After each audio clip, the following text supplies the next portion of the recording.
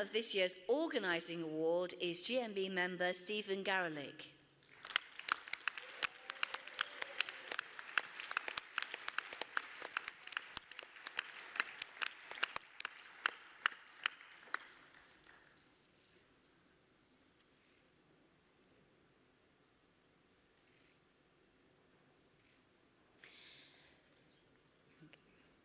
The winner of this year's Learning Award is Daphne Robbins of Unite.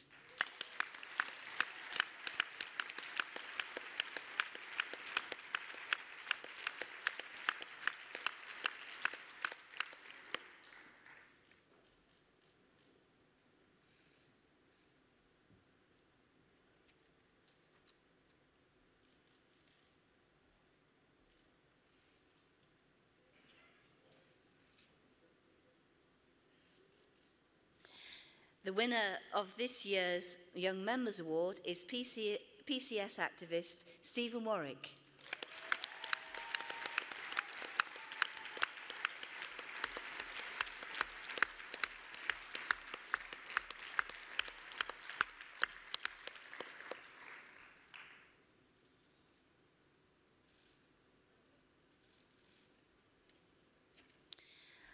And the final award is the Woman's Gold Badge, and this year's recipient is Jean Rogers from Equity.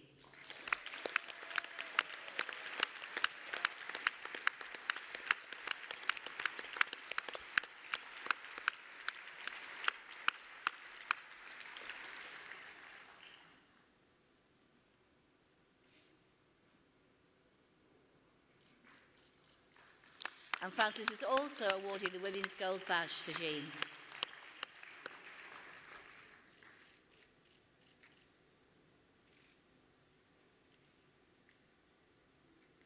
Congress, can we give all the winners a huge round of applause?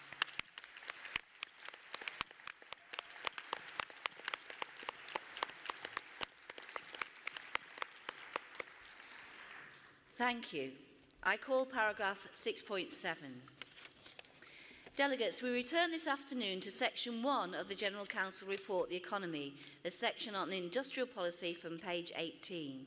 I call paragraphs 1.2 to 1.3, 1.7, 1.8 and composite motion number 1, a strong economy that works for all.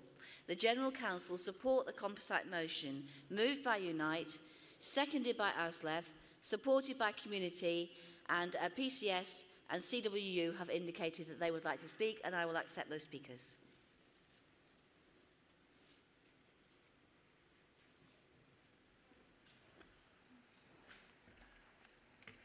Great, thanks, Mary. Congress, Steve Turner, moving Composite 1 on behalf of Unite. Congress, the economic challenges we face are political challenges in reality, and this debate is really about political ideas, choices,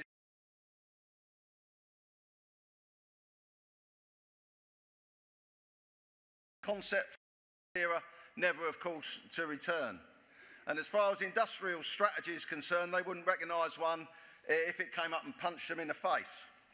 While their obsession, of course, with ideological economic model based on failed austerity remains the order of the day. For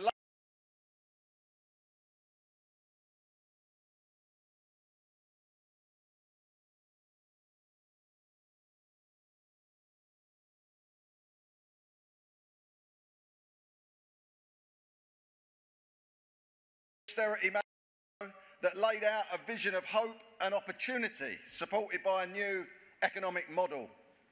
It was an interventionist programme to support UK business and pump-start investment, coupled with an industrial strategy to transform our economy. Colleagues, we can be proud of our role in that development, both inside our party, of course, but also in keeping alive the arguments for a real alternative to austerity inside our workplaces and our communities through fantastic organisations like the People's Assembly. Developing thoughts and a narrative on an alternative economy, one based on intervention, on investment and growth. Growth that creates decent work for all, that ensures the fair distribution of that work and the wealth created by the many but currently hoarded by the few. Growth that rebuilds our manufacturing base and invests in people, in skills, our public services, our infrastructure, housing, research and development. Growth that makes the most from the opportunities provided by technologies and shares the benefits of that technological advance. Growth that reduces working time, eases us into earlier retirement, builds the greener, sustainable economy that we all strive for, and of course deals with the looming loss of millions of today's jobs to automation and artificial intelligence. For too long, governments have failed to deal with our deep structural problems of short-termism and a serious and long-term failure to invest, both at a state and, of course, at a corporate level, and coupled with a relentless drive to deregulate, to liberalise, and, of course, to privatise UK PLC. It's led to a stagnating economy and wages, an obscene growth in inequality and growing levels of personal debt. It's a model that's allowed powerful economic forces to sweep aside all else, no matter the human cost. And of course, austerity has served only to accelerate those trends. Austerity is a weapon, and it's a weapon that's being used to shrink the state, to dismantle our social fabric and the gains of our collective movement. Congress in Britain today, 1 in 8 workers are skipping meals to make ends meet. Almost half are worried about meeting basic household costs. In the real world, wages on average continue to be worth less than £2,000 than they did before the 2008 financial crash. Such is the spread of low pay that the majority of people living in poverty are actually in work. And within the next 5 years, of course, unsecured debt per household is set to hit record levels at over £15,000. And Congress, when we hear about the obscenities of nurses and other workers having to use food banks to get by, we know that something desperately needs to change. And of course we can win that industrially. But the general election showed that there has never been more support for a positive political alternative too, that puts people first. So it's our job to maintain and harness the energy from Labour's election campaign. It's our job to build a strong, powerful trade union movement, to replace fear and despair with hope and opportunity, to defeat austerity industrially and, of course, politically, to win a Labour government that will transform the economy for the many, not the few. Congress, it's time for a better Britain for working people and a new economy that plans, intervenes and succeeds. I move. Thank you, Steve. Aslef.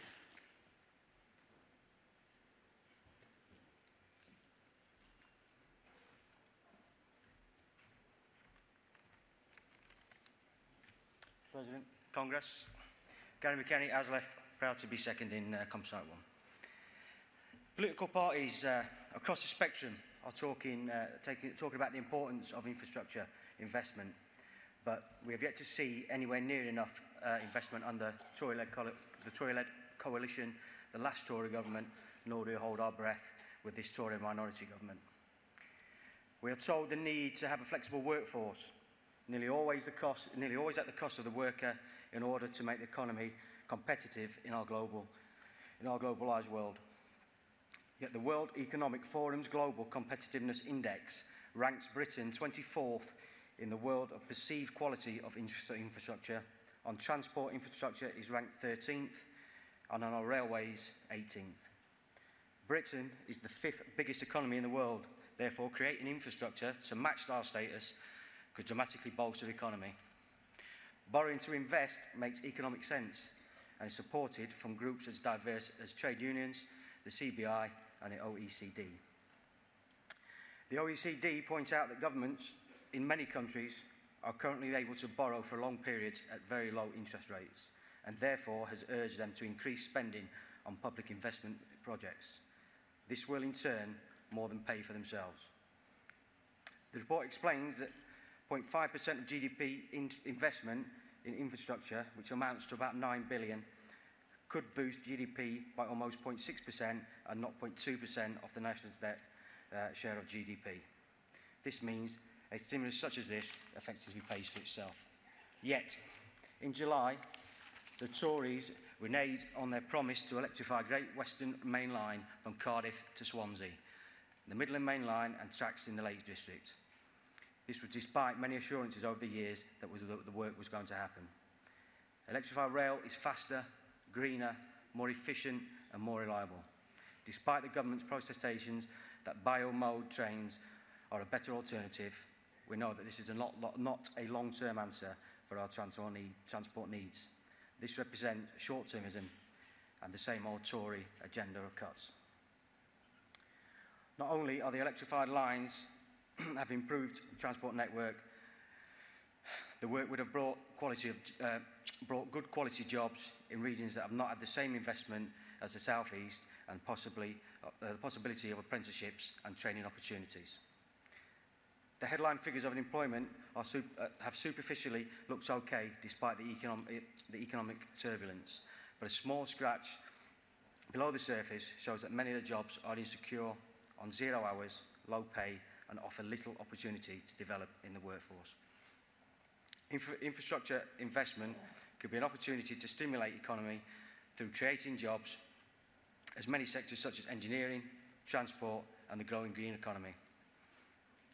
The government has a legally binding target to reduce carbon emissions by 57% by 2030 on 1990s levels. This will not happen without substantial investment. We need to take these challenges as opportunities to have a just transition to the green economy and create employment, training opportunities in the new industries, especially the regions and the communities that have been neglected for far too long. Congress, I urge you to support. I second. Thank you. Thank you. We're on 3 now. It's okay. It's okay. We know what we're doing now. Okay, thank you. Can we have it as community, please? It's all right. We've got it working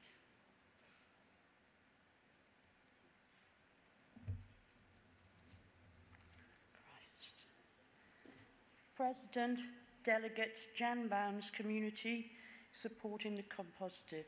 God, I got that wrong. My region of the Union is based in Kidderminster, a town built on the back of the carpet industry, an industry that once employed thousands of workers and supported countless families and communities. In fact, it breaks my heart to see what's happened to the industry and the town over recent years. Today, the carpet industry is a shadow of its former self, after cut upon cut, resulting from years of irresponsible management, neglect and offshoring. It's tragic. As the events of recent years have proven, that the UK needs a vibrant manufacturing sector. We cannot stake our country's economic future on the unpredictable fortunes of big finance and services. So we must protect our manufacturing industries that remain. We must nurture new opportunities and give UK manufacturing the best possible chance to succeed in the modern world. There is no doubt that successive governments have neglected their responsibilities. We need more investment in the infrastructure to drive economical growth. The government's investment to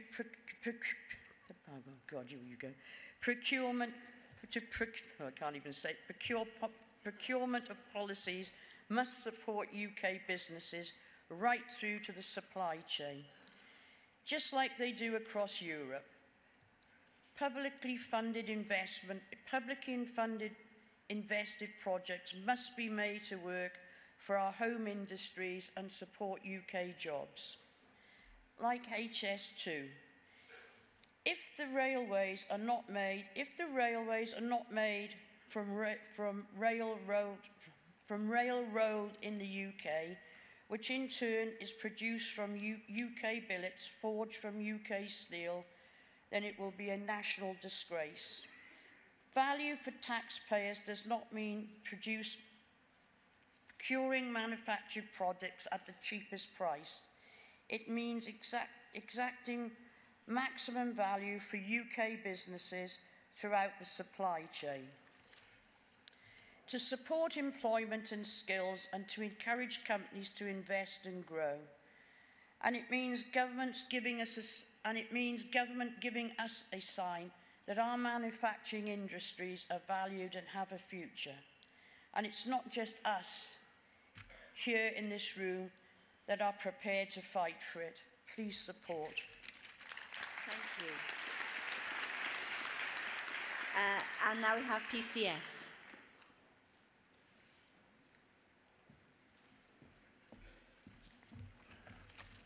All right. President Congress Kevin McHugh, Deputy President of PCS, to support Composite 1. Now, PCS did have an amendment in on tax justice, but it was rejected by the TUC GPC on the grounds that it did not relate substantively to the motion. Well, in 2015-16, I work in HMRC, and me and my colleagues actually collected £537 billion, so I think that may have helped the economy just a little bit, considering that's the majority of the government's money. PCS is clear that you cannot have a debate without developing a strong, about developing a strong economy without discussing the issue of tax justice. Tax is a fundamental part of any plan for a fair economy. Tax avoidance on society is a scourge that undermines public trust and deprives our public services of the funds that they desperately need. Tackling tax avoidance and evasion is crucial to funding a universal social security system. And creating a fair tax system that works in the interest of the many and not the very wealthy few is key PCS policy and at the heart of our campaign. And we support a Robin Hood tax, but we also support immediate halt to the cuts and closures of HMRC offices and potential redundancies of HMRC staff. Just do the maths. Less tax workers, you collect less tax. It's not rocket science. The government claims there's no alternative to the austerity agenda by failing to close a tax gap that loses £120 billion a year.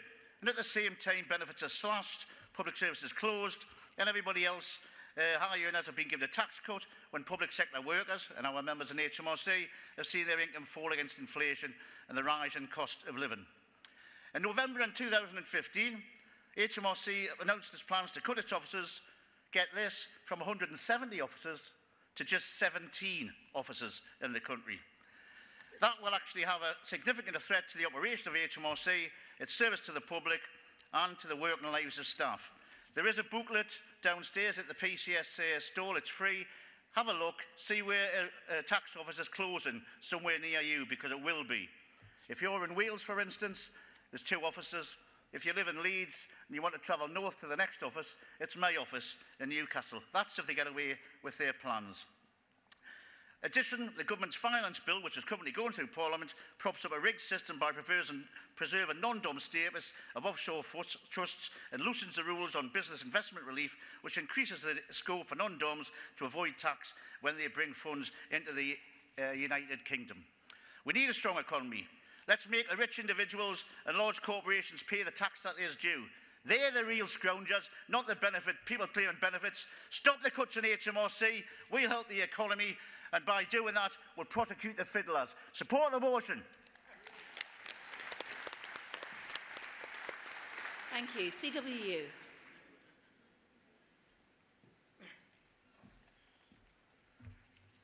President Congress. Oh, thanks for that. Andy Kerr, CWU, speaking in support of Composite Motion number 1.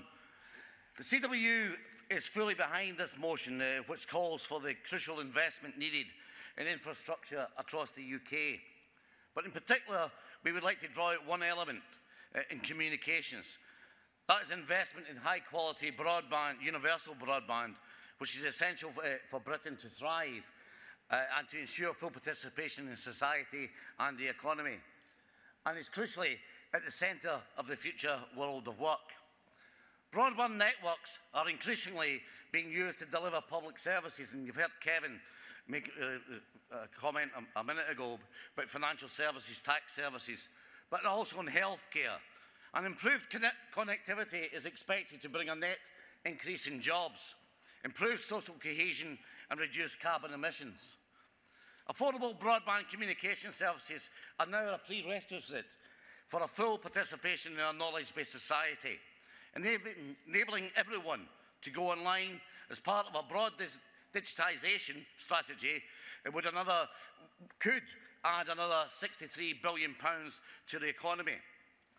And although there has been investment in UK communications networks, infrastructures and speeds of at least 30 megabits per second are now available to 89% of the UK, there are still 1.3 million households, 5% of the UK, who are still unable to receive a decent broadband speed of at least 10 megabits per second. Without a government and regulatory action that provides positive financial incentives for operators to invest and to compete, including in hard-reach areas, these households will be left behind in the digital divide. The CWU has long time consistently argued for a universal service obligation. We welcome the government's commitment to a USO of at least 10 megabits per second to premises across the UK. We do, however, have some concerns over the design. The demand-led approach, where a broadband connection is provided on request, preferably through combined connection requests, in order to reduce costs, creates barriers to achieving a USO and is unlikely to be the most effective solution to achieve maximum digital inclusion in the short and medium term.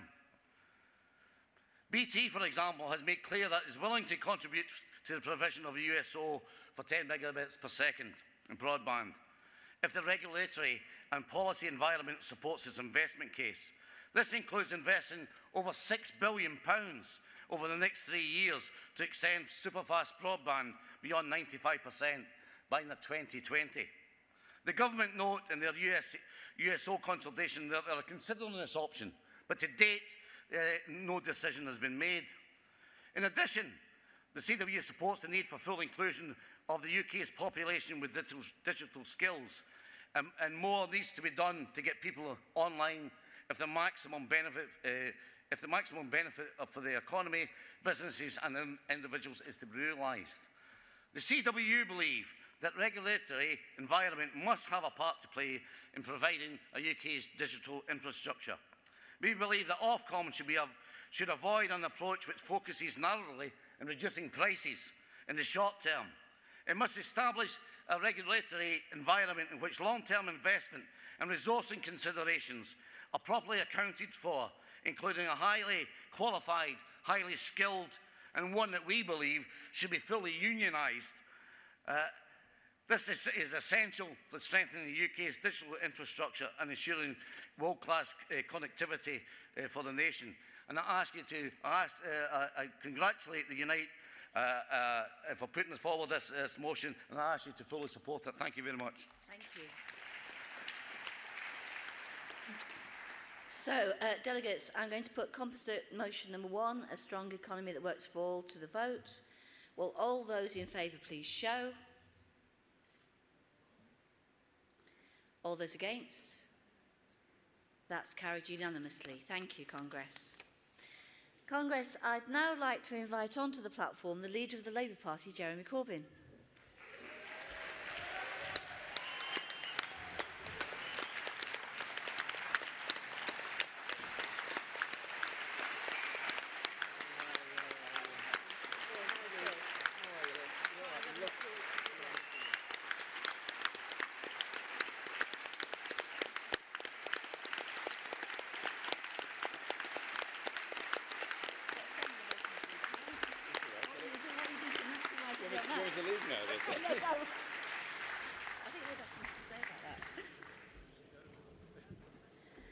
Conference, I am absolutely delighted to welcome Jeremy to Congress. As many will know, before entering Parliament, Jeremy was a trade union organiser, helping to win workplace justice for low-paid public sector workers. In Parliament, Jeremy has an unprecedented track record of standing up for working people both here and around the world. And as leader of the Labour Party, he was responsible for that fantastic manifesto. He has helped inspire a new generation of voters to go to the ballot box, and he showed the Labour Party truly was on the side of the many, not the few. Jeremy has been a friend and ally of the trade union movement, and I'm sure, delegates, well, you've already given him the warmest of welcomes. I'm sure you'll give it to him again as he walks up to the podium. Jeremy, we're dying to hear from you.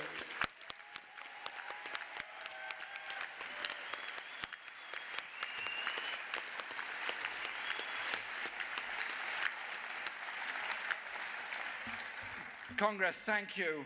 Absolute delight to be here today, and thank you for that very warm welcome. And Mary, I got a message for you this morning from the Shadow Cabinet. One of your pupils was taught by you, did very well in her English O-levels, and puts it all down to you. Shami Chakrabarti sends her solidarity to you and to the TUC. So you never know where teachers' work might end up. Thank you for everything you do as a movement for our people and our country, to secure better pay and conditions for working people and give them a voice in the workplace and a say in our politics. Trade unions are far and away the biggest voluntary and democratic organisations in this country. They're the roots and the lifeblood of the Labour Party.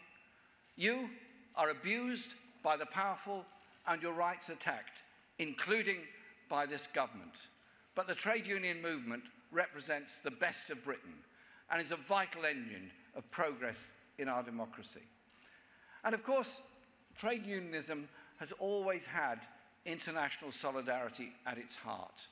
And it's wonderful to see Ube Ballesteros, who was unjustly imprisoned for his trade union activity in Colombia,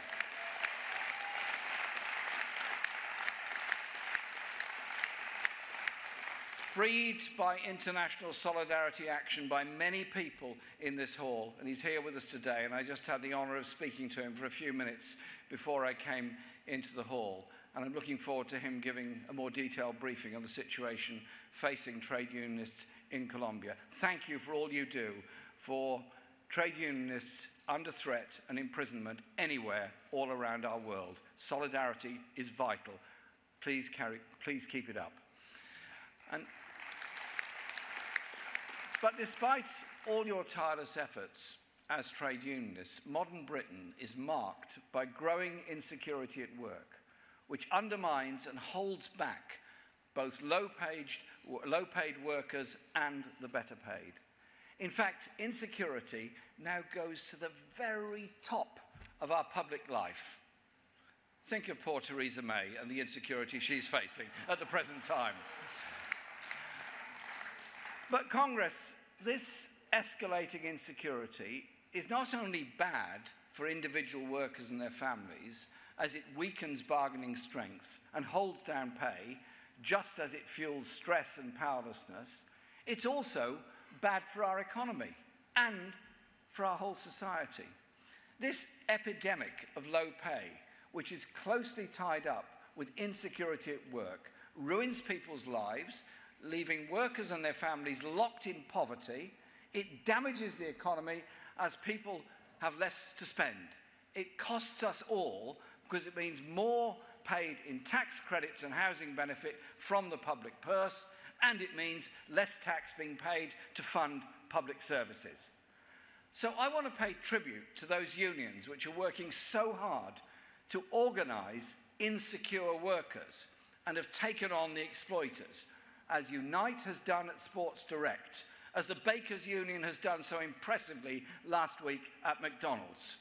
McDonald's boss is paid 1,300 times more than the lowest paid of his staff, symbolic of the deep inequality and injustice that scars our society. That's why it's crucial for our movement to organise the lowest paid and most vulnerable workers. The TUC needs to represent all workers, and the least secure have to be our priority because they need our solidarity the most. Their needs for representation are the greatest. Last week, I raised some of these cases at Prime Minister's Question Time, and Theresa May could not bring herself to utter one word of condemnation of McDonald's or Sport Direct. This from a Prime Minister who tried to rebrand the Conservatives as the Workers' Party. No, it's okay, I didn't buy into it either. It's essential we work together as a movement, trade unions and the Labour Party, as part of local communities to stamp out low pay and insecurity. And I know it's not easy, as Mary explained. I was once a trade union official in Newpie, and before that, working in the Tailors and Garment Workers Union as then was, representing low-paid garment workers, mostly women, victims of some of the most appalling practices by unscrupulous employers that denied them what they were owed. Exploitation and discrimination at work cuts across all sectors and pay grades. And that's why Unison's victory against tribunal fees in the High Court was such an outstanding gain, won on behalf of all workers.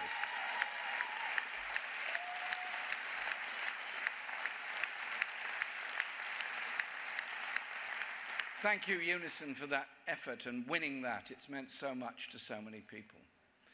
Rights mean almost nothing if you can't afford to get access to them.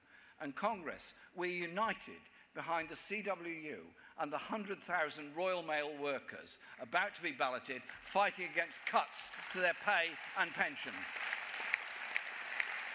Their fight is all of our fights because it's the usual story of privatisation.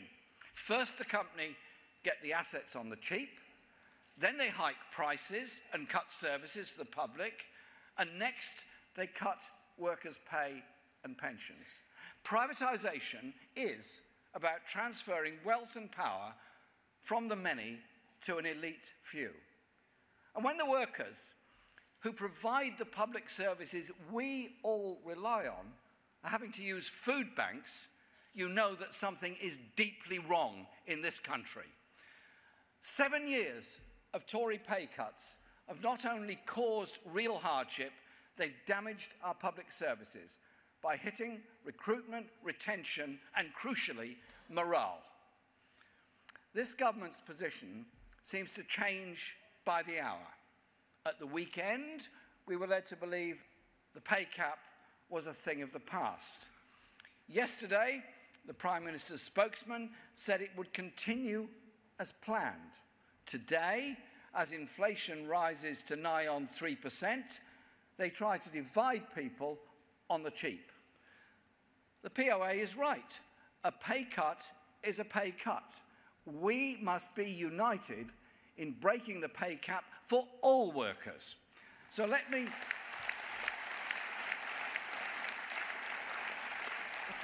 be absolutely clear today.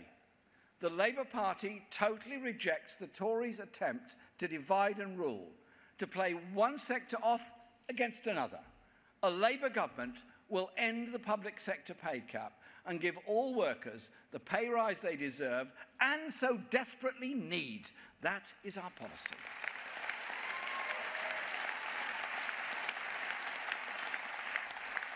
And Congress, in the case of the Birmingham bin workers, which I know you've discussed today, we collectively, as the Labour and trade union movement, have a duty as a Labour movement to find a resolution to this dispute as soon as possible.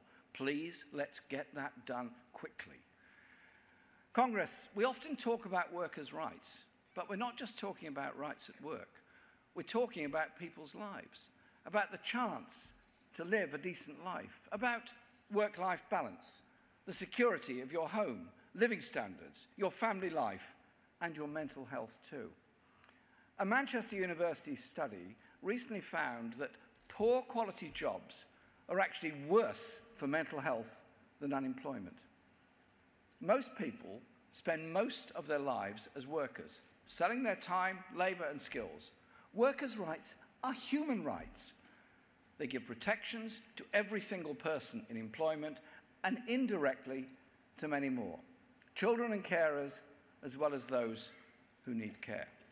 They're fundamental to any society that claims to be advanced or democratic.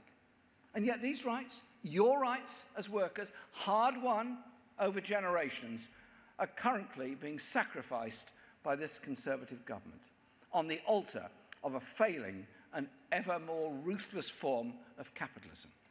Increasingly, flexible employment is sold to us as a benefit. They call it the gig economy. And who doesn't like going to a gig? And of course, it is a benefit to unscrupulous employers, but it is the source of continuous worry and insecurity for millions of people and is in part responsible for the worsening mental health of a country that has lost over 6,000 mental health nurses in recent years. And when employers want genuine flexible work, TUC researchers found that shamefully, those parents and carers, often women, requesting flexible working all too often found themselves punished instead, with fewer hours, fewer opportunities to progress, and some even losing their jobs. So, the next Labour government will take action right across the board to help protect people in the workplace. And although we would like to see another general election as soon as possible that delivers more Labour gains, and this time a Labour government, in the meantime, we will challenge the government in Parliament and outside every step of the way to defend working people, stand by you, the trade unions battling for people's rights day in and day out.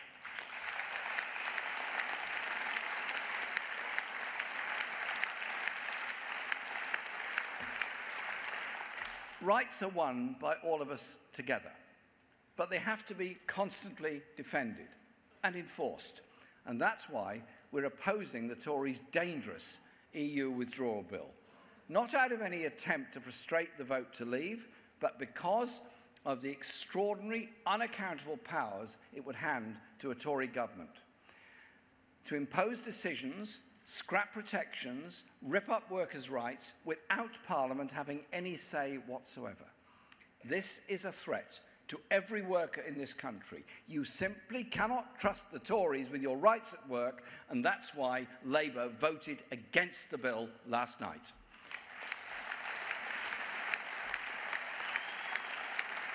There is no doubt that the British workplace is already one of the most equal in the world.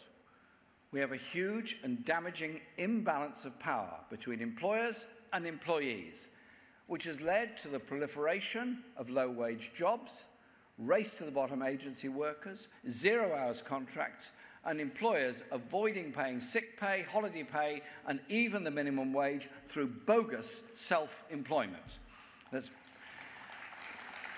That has been effectively targeted by unions such as the GMB, fighting for Uber drivers denied their basic rights at work. Such practices are rife throughout the gig economy, which presents itself as somehow or other modern and dynamic, but all too often uses technology as a cover to deny both employees and customers basic protections. Technological innovation is crucial for our economic success. But technological advance cannot represent real progress if it means we drag back to 19th century employment practices, or it's used to impose deregulation that leaves people without dignity or security. Technological advance is driving change in the economy and the workplace at unprecedented speeds. But what is not inevitable is who benefits from it. We need a government and an economic and industrial policies that are not stuck in some 1980s time warp of neoliberal dogma, but are driven by the need to channel and shape technological change to benefit the many, not the few. That will not happen if we leave it to the market or corporate boardrooms. The Bank of England estimates that 15 million jobs could be at risk of automation over the next decade. And, as is so often the way, those most at risk are those who are paid the least. The deregulated gig economy is ripe for automation. It's no basis for economic advance and rising living standards. No. That demands high investment in the cutting-edge jobs of the future.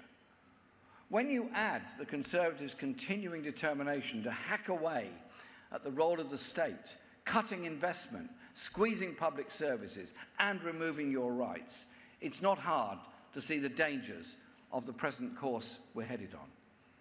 We already know that the Tory way of running the economy has dramatically widened regional inequalities, sharply increased the wealth gap with tax breaks for the few and public services cuts for the many. And the Tory approach to Brexit is to use the process of leaving to go much further, much faster in that direction, delivering a deregulated free market tax haven off the shores of Europe, underpinned by a race-to-the-bottom trade deal with Donald Trump, a Shangri-La for bosses and bankers, but nothing of the kind for everybody else. Because that is the real divide over Brexit. A Tory Brexit to drive down standards, or a Labour version that puts jobs first. We respect the result of the referendum, but we want a jobs-first Brexit, which guarantees full access to the European market as part of a new trade agreement and relationship with the European Union, which maintains and develops workers' rights, consumer and environmental protections, and uses powers returned from Brussels to support a new industrial strategy with investment in good jobs in every region and nation of Britain, where work pays, where employees have security and decent conditions, and prosperity is shared by the true wealth creators, the workforce. When we leave the EU, the current free movement rules will end. Labour wants to see fair rules and management of migration, fair rules that put jobs, living standards and the economy first, not fake immigration targets as the Tories do that will never be met. And we will continue to assert that the rights of European Union nationals must be guaranteed immediately. We must never allow ourselves to be duped and divided. It isn't migrants who drive down wages and conditions, but unscrupulous employers supported by a government that slashes rights and protections at work whenever it gets the chance.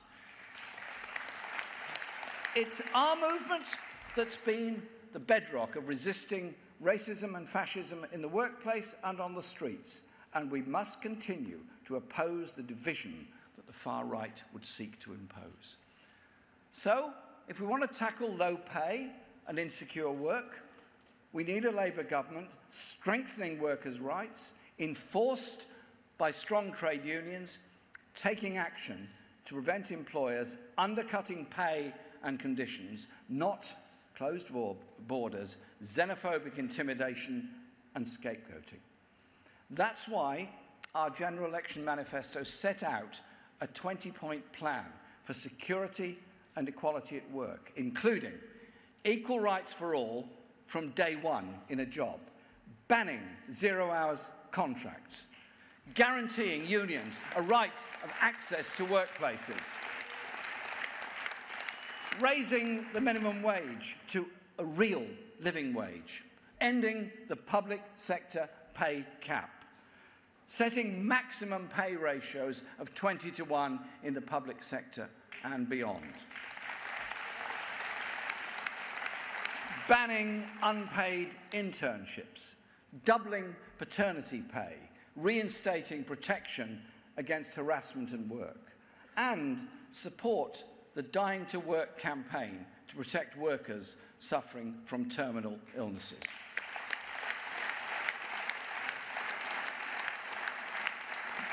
But ultimately, protections at work depend on those who work themselves.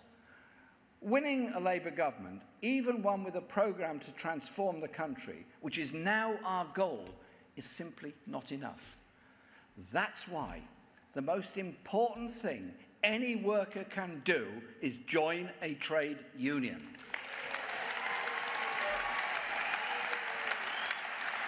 And I want young people especially to hear this message. Many young people have recently got involved in politics for the first time.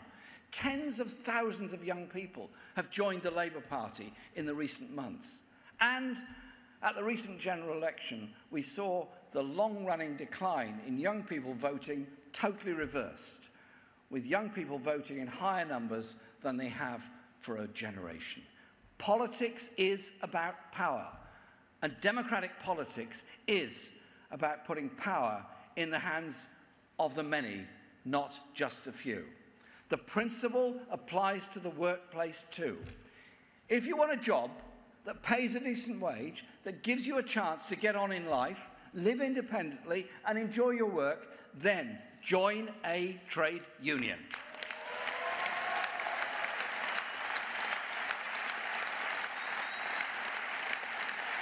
And for those watching, wherever you are, go online and do it today.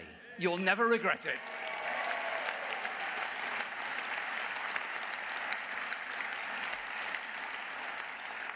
Trade unions are often demonised in the right-wing press. I mean, it's a shock, I know it's a real shock to you, that billionaire, tax-dodging press barons don't like trade unions. I know it's a shock, and I'm sorry to bring you this kind of news. And you know what? They don't like us because our movement, through which the values of solidarity and community and social justice run like a thread from top to bottom. Our movement challenges unaccountable power of both government and bosses. But of course, the power of the billionaires who control great chunks of the media isn't what it was. They tried to dictate the election results in June with a blizzard of propaganda, and millions of voters simply ignored them. Trade unions don't just defend their members, they defend the institutions that benefit all employees. Our National Health Service, our schools, our social care, and they defend our rights. We don't know when the next general election will come. We're not in control of that. But you are in control of whether you join a trade union. Organise in your workplace or in your community and start changing people's lives for the better right now.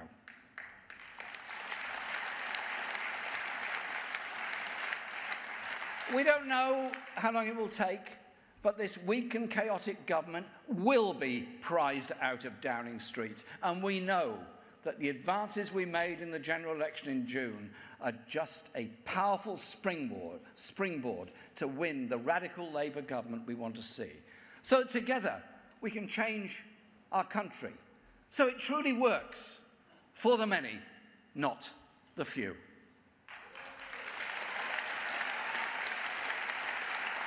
Thank you, Congress.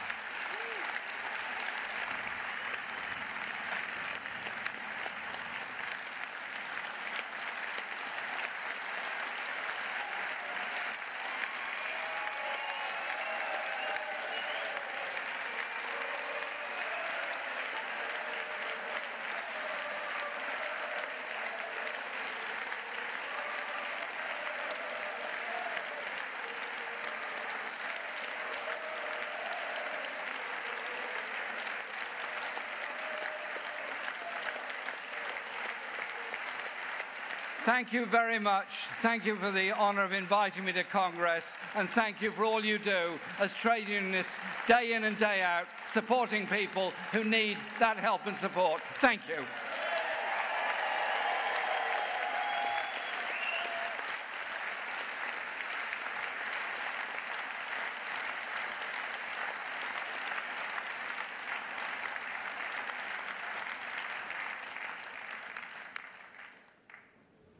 Jeremy, that was really fantastic, and you can tell by the reaction and indeed the "Oh, Jeremy Corbyn" that you know. Like we're alive. Yeah, it feels like a vocal wave, doesn't it? Really, but I mean, it was just a fantastic speech, and thank you for recognising that trade unions are the biggest voluntary democratic organisations in this country, and that we represent the best of Britain. You'll be pleased to know we have been discussing at length this Congress the issue of organising low-paid, insecure workers, and in particularly young workers who suffer most from insecurity and austerity. Thanks for saying that workers' rights are human rights. Thanks for saying you simply can't trust the Tories for getting decent jobs at work. Thanks to raising again another thing that's been talked about at this conference, automisation and digitalisation. The trade union movement is ready to respond to that challenge. We want better training, we want a better curriculum, we want better preparation for the new world of work. And thanks for saying that everyone should be in a trade union. We agree. Thank you so much.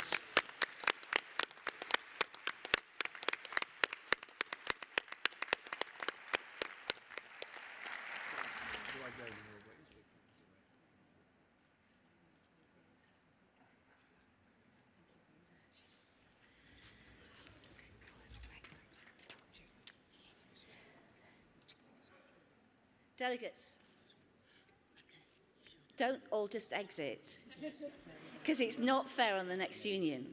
And we continue with section 1 of the General Council report that debate the economy and motion 7, Save Our Steel, which we need to do. The General Council support this motion. TSSA have withdrawn their amendment. It's moved by a community, it's seconded by Unite, and the TSSA have indicated that they wish to speak. Thank you.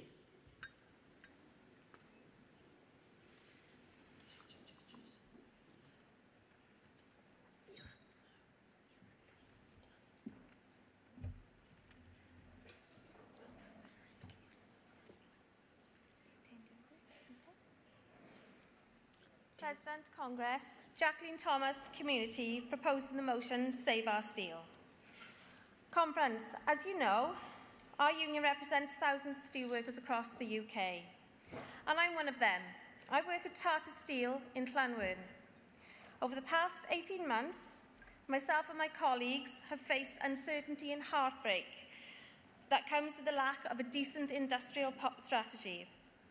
It was March last year that the heat of the steel crisis, Tata announced that they were pulling their business from the UK. The simple truth is that they couldn't turn a profit. Chinese dumping played a part. But the dumping also hurts our competitors.